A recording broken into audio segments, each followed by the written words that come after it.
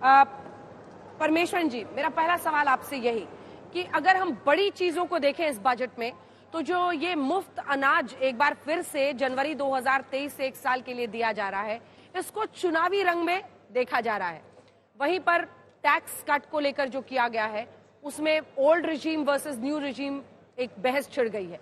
दोनों पर आपका जवाब कैसे समझाएंगे? देखिए, food security is a critical part of development, और ये इस गवर्नमेंट का जो थ्रस्ट है टू मेक श्योर दैट जो वल्नरेबल हैं, जो नीडी हैं, they are insured with food security and food grain.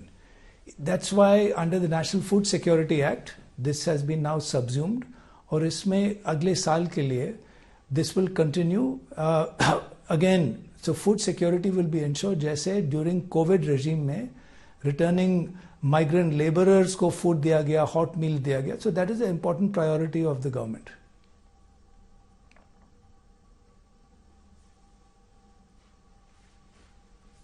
ठीक है, और मैंने टैक्स पर आपको पूछा, जो टैक्स में फायदा दिया गया है नए रेजिम में 5 लाख टैक्स के बारे में 7 लाख कर दिया गया है, वहीं पुराने वाले में 2.5 से 3. लेकिन लोग ये कह रहे हैं कि जो सेविंग्स को एक तरह से प्रमोट करता था पुराना स्कीम, उसको आप डू अवे कर रहे हैं. देखिए, मध्यम वर्ग के लिए naturally income tax slabs rates are very important, लेकिन इनके अलावा जो पिछले 8 साल में मिडिल क्लास के लिए जो डायरेक्ट बेनिफिट्स मिले हैं, they have been extraordinary to put more money in the hand with inflation coming down. Bank loans have become cheaper, ease of living है.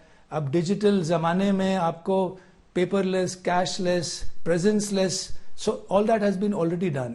This budget is building on that. ये जो जिसके बारे में आपने कहा, income tax slabs, this is a rational model, new income tax regime में, जिसमें 5 lakhs limit has been raised to 7 lakhs और कुछ rationalized slabs हुए हैं.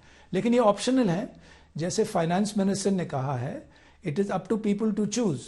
Default option will be the new tax regime, but if people would like to stay with the earlier model, they can. So optional है.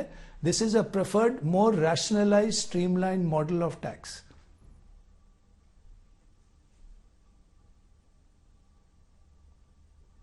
ठीक है, अब किसानों पर एक सवाल आपसे करती हूं. जो 2.2 लाख करोड़ कैश ट्रांसफर की बात है पीएम किसान योजना में, कई लोगों का यह मानना था कि जो किसान सम्मान निधि है 6,000 सालाना किसानों को मिलता है डीबीटी से, उसमें थोड़ा इजाफा किया जाएगा. महंगाई की मार जो झेला है किसानों ने, कोविड के मार झेली है, उसमें लेकिन कुछ नहीं हुआ. किसानों की संख्या जो कम की गई है पहले से, इसको लेकर भी प्रश्न हो रहे हैं. कृषि क्षेत्र के लिए आपका जवाब? देखिए, कृषि क्षेत्र में इस बजट में बहुत फोकस दिया गया है. एक तो टू टेक डिजिटल टेक्नोलॉजी, उनके एप्लीकेशंस को रूरल और एग्रीकल्चर एरिया में कैसे लिया जाए, इस पे बहुत फोकस है. स्टार्टअप्स इन एग्री बिजनेस को बहुत प्रमोशन दिया गया इस बजट में. दूसरा, स्टोरेज कैपेसिटी कोऑपरेटिव्स में, ताकि वो अपने products, that's another incentive. Horticulture में, फिशरीज में, तो ओवरऑल एग्रीकल्चर सेक्टर के लिए 20 लाख करोड़ क्रेडिट के लिए रखा गया है.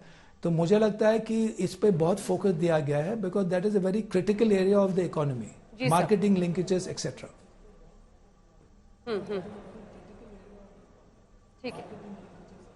ठीक है, धन्यवाद आपका.